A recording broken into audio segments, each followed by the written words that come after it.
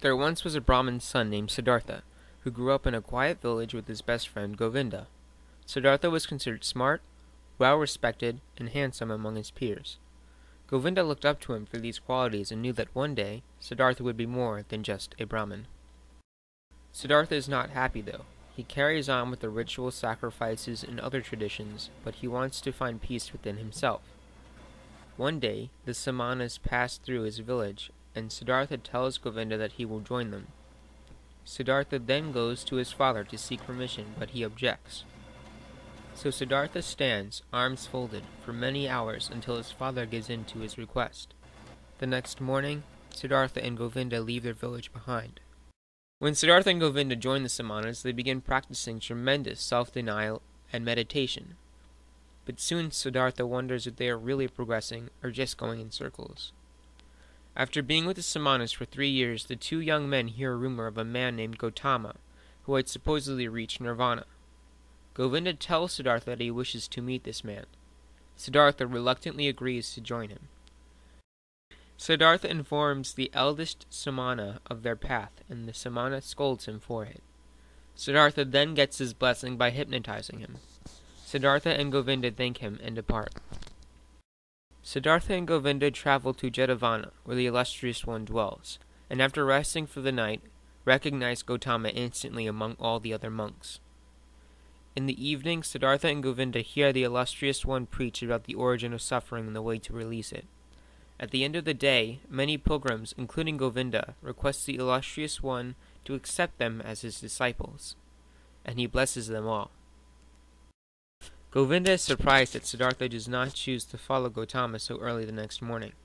Govinda embraces Siddhartha and sadly prepares to leave him.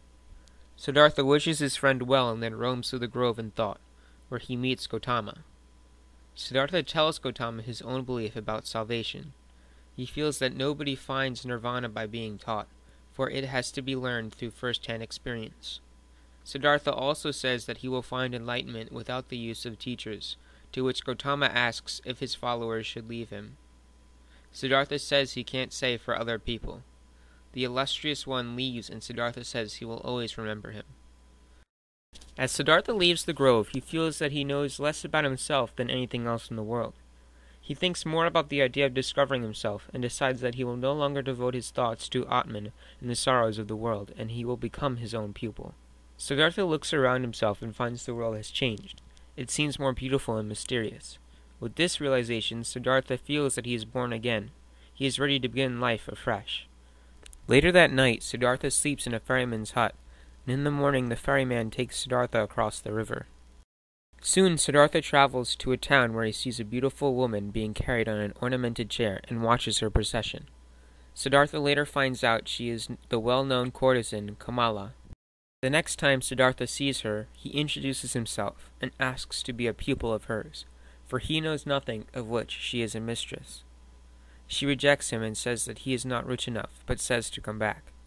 The next day, she tells him of a merchant named Kamaswami, who is very rich in his trade and can use Siddhartha's reading and writing ability. So Siddhartha goes to Kamaswami and is invited into his home, where he is given clothes, shoes, and splendid meals.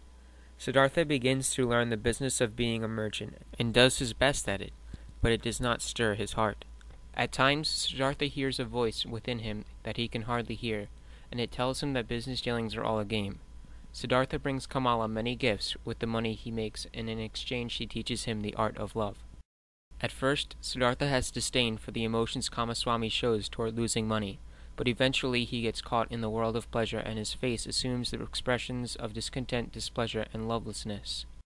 One night, Siddhartha has a dream in which the songbird that Kamala keeps in a cage becomes mute one morning, and he finds it to be dead. Siddhartha then takes the bird and throws the bird on the road, and he feels horrified over his action. His heart aches as though he has thrown away a valuable part of himself. Siddhartha wakes up with an overwhelming feeling of sadness, so he goes to his garden to sit underneath a tree, and realizes that he cannot play this game anymore. Without words, Siddhartha leaves the town and never returns. Kamala is not surprised by Siddhartha's actions and frees the songbird she keeps in a cage, and watches it as it flies away. After some time, Kamala realizes she is carrying Siddhartha's child. Siddhartha wanders into the forest, feeling disgusted with his life and plans to end it when he comes across the river he once crossed over.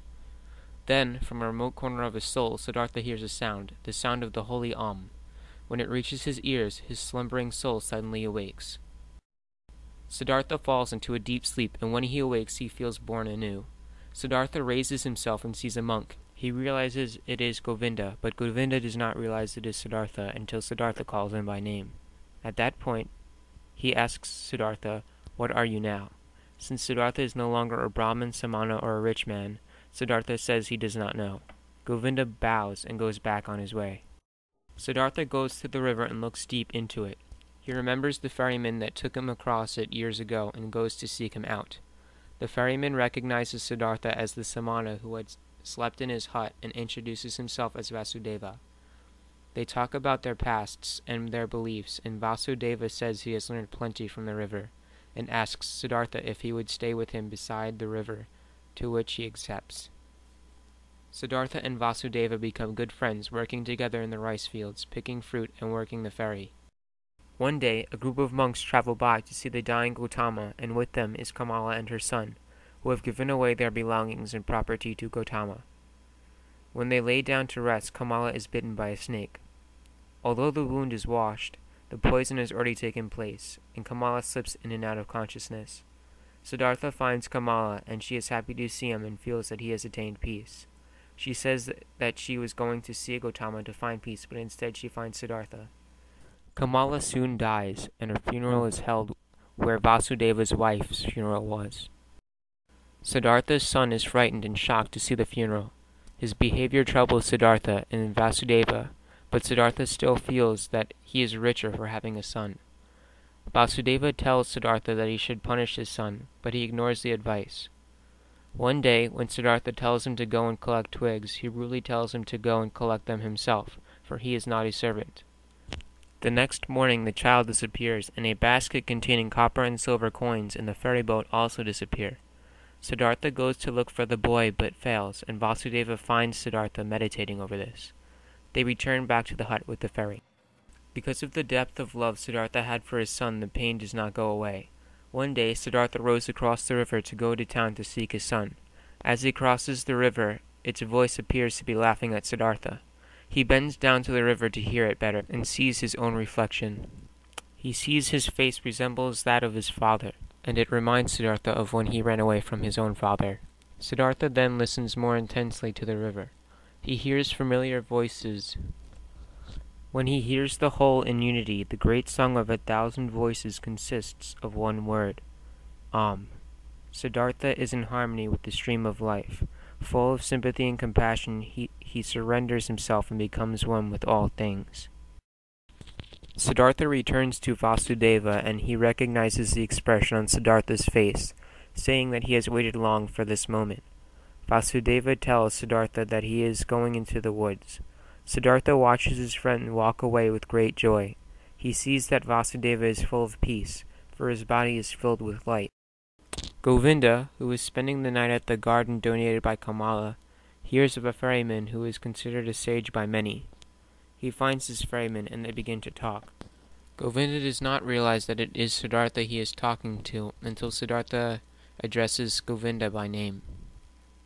Siddhartha tells Govinda that he has had many great teachers, including Govinda, who he is grateful for but has not learned the important things in life from them. Instead, he has learned most from the river. Siddhartha tells Govinda that from the river he learned that every wind, cloud, bird, and beetle is divine. Though Siddhartha's idea seems strange to Govinda, he sees that his face, skin, and body radiate purity and peace.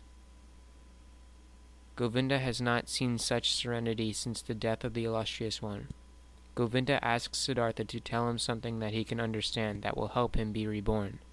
Siddhartha answers by requesting that Govinda kiss his forehead.